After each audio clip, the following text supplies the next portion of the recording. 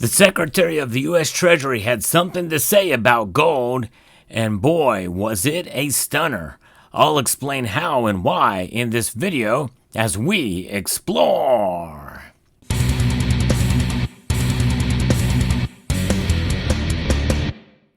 In a recent interview with Fox Business, the Treasury Secretary Scott Bessent had a lot to say about a myriad of different topics, including Bitcoin and the Fed, what he thinks what should happen with the Federal Reserve. But Bitcoin, well, there was talk about maybe buying some Bitcoin after using proceeds from a revaluation of gold. And it's very interesting to see how people interpret his words that were expressed during his confirmation hearings and afterwards about monetizing the debt. Now, for those of you who aren't aware, there is legislation in the Congress to do just that, to revalue gold and use those proceeds to set up a Bitcoin reserve. Now, we all know that there's a sovereign wealth fund, and that is something that they want to do here in the United States of America.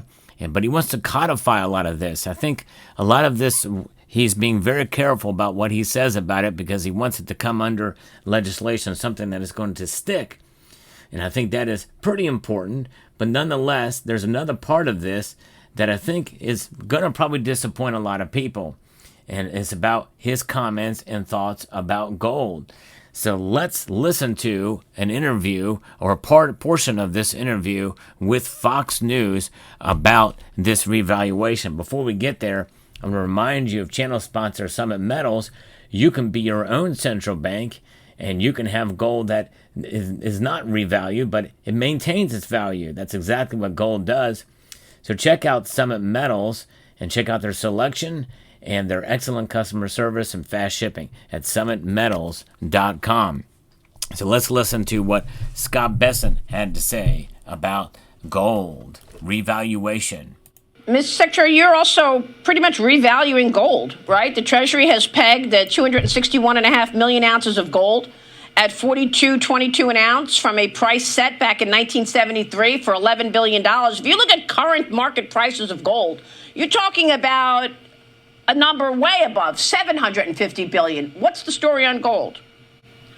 We've got the large gold holding. I doubt we're going to revalue it, but we are going to keep it there, again, as a store of value for the American people. We've also started to get into the 21st century, a Bitcoin strategic reserve. We're not going to be buying that, but we are going to use confiscated assets and continue to build that up. We're going to stop selling that. I believe that Bitcoin reserve at today's prices is somewhere between 15 and 20 billion.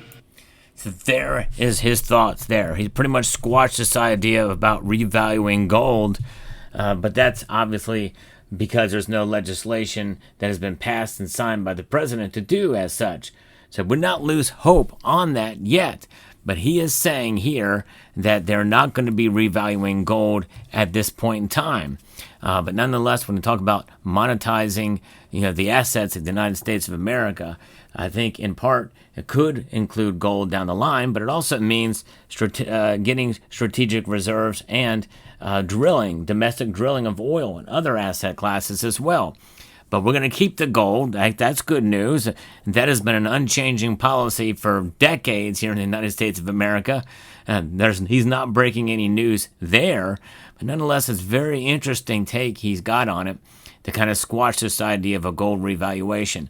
Now, I say that when the Federal Reserve has just recently, at the beginning of the month, put out a notes section here about official reserve revaluations, the international experience. This thing talks about other nations that have revalued their gold and other central banks across the world that have done that for various different reasons and how they did it.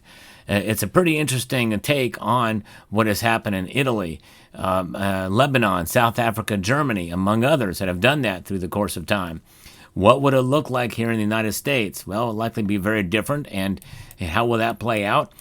It'd be a much bigger deal. And if we set some price above market value, is that going to create a new floor for spot price of gold? I don't know. It would certainly send shockwaves across the world if we were to revalue gold at market price or even above it, even 1 cent above it, because it essentially means that we're kind of saying that this is what the gold price is, even though it's not an official spot price. We're valuing it as such and putting our reputation and putting all that money on the line to say that it is, which means that if the spot price goes down, after we revalue it at $3,300 an ounce, let's say, and the price moves down to $2,900 an ounce, well, what happens? We've lost a bunch of money. So that is one of the problems with it and how that would be handled in such a case. Would we set the market for it and set the base price? That would be very interesting to see how that would play out, especially if we were to take that money and buy some of their asset, like Bitcoin with it, which, by the way, I think is a bad idea. But that's exactly some of the things that have been floated around that so far Mr. Bessent has been pretty coy on until now. He says it's not something they're looking to do. So that's his point. It's very interesting. But, one thing is for sure, he does say in that interview several times that gold is a store of value, something that's absolutely profound and exactly right.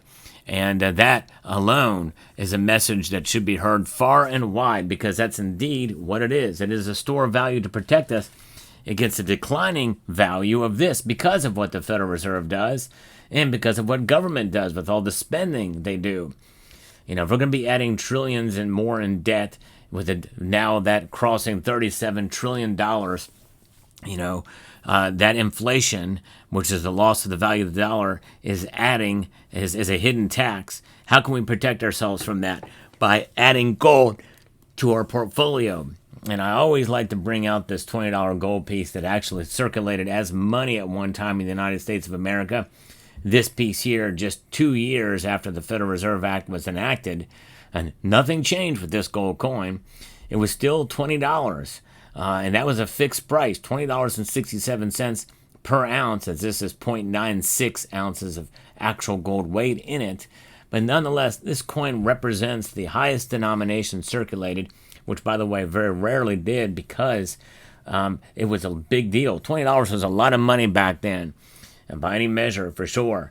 And to have one of these in your hand meant that you've got something of value, much like it means today to have one of these in your hand. It's a piece of history, and it's paramount. And so likely there's a lot of these inside of the Federal Reserve or inside of the U.S. Treasury holdings that have been maybe not melted down into bars yet.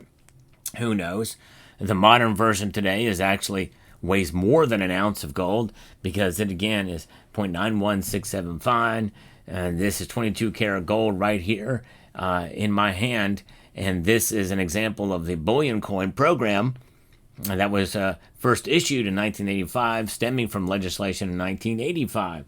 So we, as Americans, now have the legal right to hold gold again, basically rescinding the executive order 6102 back in 1933. That happened in 1974, so that on January 1, 1975, we could buy gold legally again. So fascinating indeed. So his recommendations here is that we hold out, we codify some of this stuff. Will some of this legislation come through actually say that we should revalue gold? It is quite possible. What that will look like, I don't know. Fascinating indeed. One thing is for sure, this channel will continue to press on and give you the latest news in the world of precious metals, as well as gold. I strive to do that every single day, to bring you content that seeks to inform and to educate and to hopefully entertain as well as we do that. And part of that is to show some beautiful coins here and to bring you that news. And if you enjoy what I do here, I hope you will consider subscribing to the channel, pressing that thumbs up button down below. I am trying to grow the channel. So if you find this video useful and maybe can share it on other platforms, that would be much appreciated, or even on this platform. It would be greatly appreciated. But we'll see what happens. We're going to see what Scott Bessent says about gold, because every time he speaks about gold, well, people are going to listen. He is a gold bug. We've talked about that before, for sure. And that is something that likely is going to help weigh part of what happens. Is he's going to probably lobby some of these legislatures on what should happen with gold. And maybe that is something that could be happening He may say it's not going to be happening now, but he may be convincing legislatures to do it in legislation so that it doesn't just seem like an executive action, which every executive action without congressional approval can be reversed by the next administration, Republican or Democrat. That's important to understand and remember.